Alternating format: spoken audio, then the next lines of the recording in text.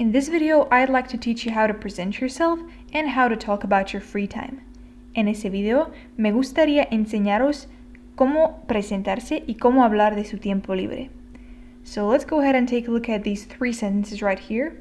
These are probably the first three sentences that you might say if you want to start talking about yourself. So these sentences provide the three most basic pieces of information. So let's go ahead and fill them in. For example, me llamo Miguel. Tengo 17 años. Vivo en Madrid.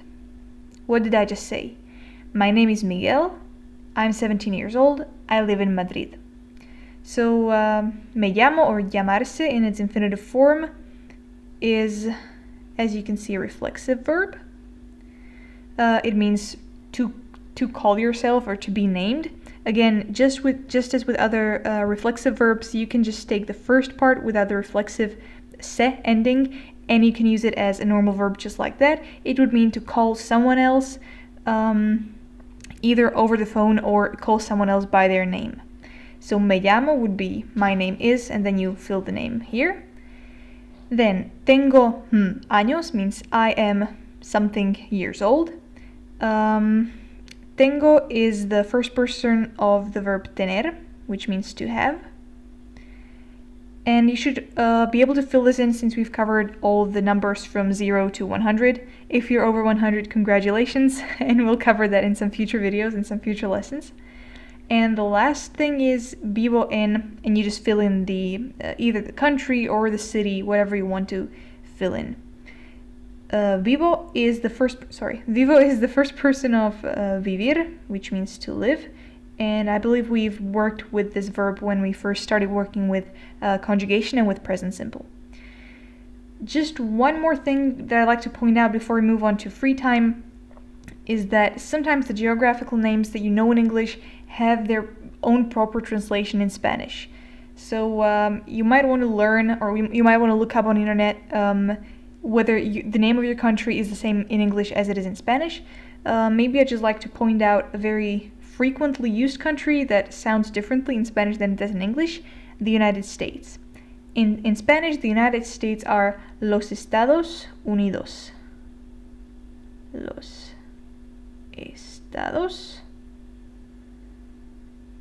Unidos, which is basically just a word-by-word translation. Estados means states, Unidos means united, and we just have that adjective swap. In English, it usually comes before the noun. In Spanish, it goes after the noun. Okay, so that's it about presenting yourself, and let's go ahead and take a look at tiempo libre, which means free time. So in this video, I'd like to teach you how to talk about your free time using the verb gustar, or since we're talking about yourself, me gusta. Now, before we get to some actual sentences, I'd just like to point out that the verb gustar is a tricky verb because it does not follow the regular rules of conjugation. It basically can have only two forms, gusta or gustan. So, gusta and gustan. And these forms are not dependent on the person that you use it with, unlike with the other verbs in Spanish. But the form that you choose depends on whether you're talking in plural or in singular. So for example, if you wanted to say that I like your dog, it's just one dog, so we would use this form, gusta. So the sentence would be me gusta tu perro, I like your dog. But if you wanted to say I like dogs in general, it's the plural form. So the sentence would be like this: me gustan los perros. So whenever the thing that you're liking comes in singular, we just say gusta. And when the thing that you're liking comes in plural, you say gustan. For example, the first idea that we have here is los deportes. Los deportes, as you can see from the article, is in plural. So if you wanted to say I like sports, okay, deportes are sports, you would have to say me gustan los deportes with the N at the end. Yeah, so when you talk about sports, you can either talk generally or you can pinpoint some specific sports that you like.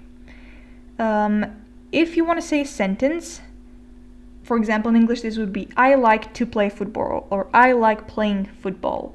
In that case, the gusta comes only in the, or ends with an A. It doesn't come in the plural form with the N. So if you wanted to say, I like to play football, you would say, me gusta jugar al fútbol. Volleyball would be, me gusta jugar al voleibol.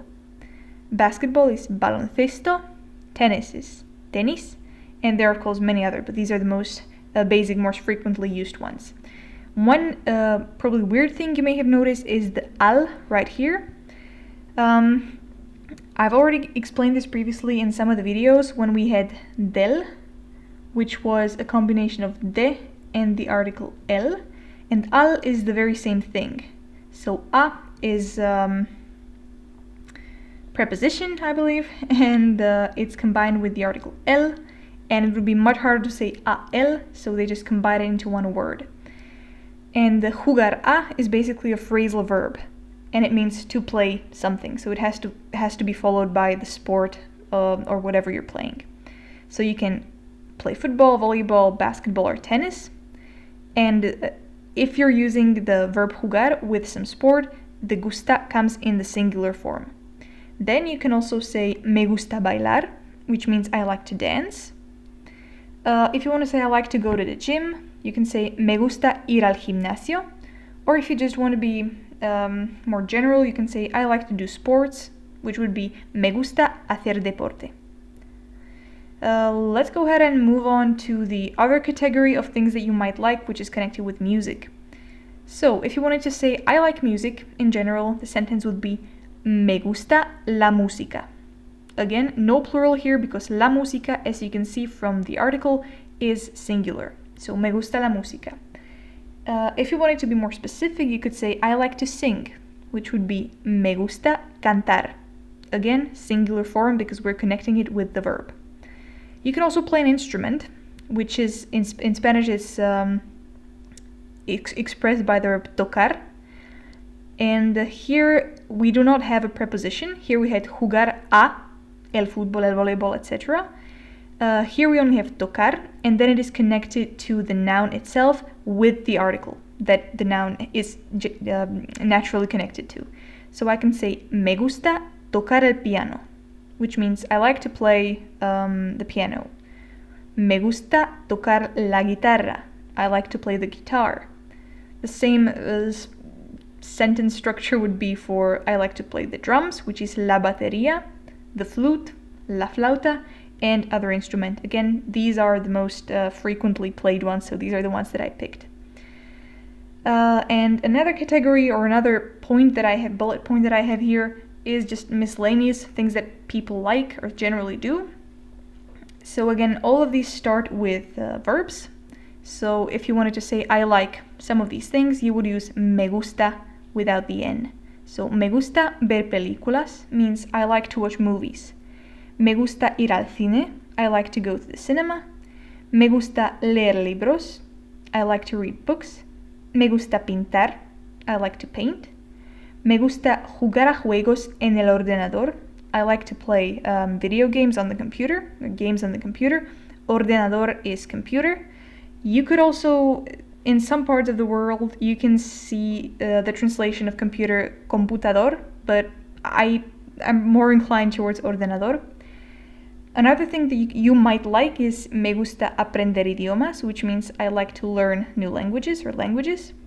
And another very popular hobby would be cocinar, which means to cook. So me gusta cocinar. Okay, so we've covered the 3 most basic sentences that you might want to use if you want to provide basic information about yourself. And we've also covered some of the basic or most widely used types of sentences that you used if you want to talk about your free time. We use the verb gustar, which has a very specific type of conjugation or type of grammatical form, and we'll definitely talk about it more. Right now, I just taught you how to use it in the first person with some of your hobbies.